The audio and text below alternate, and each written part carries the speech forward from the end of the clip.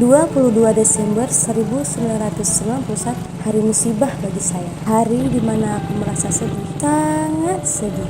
Kamu kenapa sedih? Karena kamu boncengin. Jadi cerita kamu apa sih? Ingin menjauh dari kamu. Kalau kamu? Ingin terus dekat sama kamu. Najis ah. Boleh nggak kalau kamu jangan suka ikut-ikutan di motor? Tenang Milea, aku cuma ikut geng arisan kok. Kalang, panas ya. Aku aja yang pakai baju anak hits, nggak kepanasan kok. Sini aku tiup.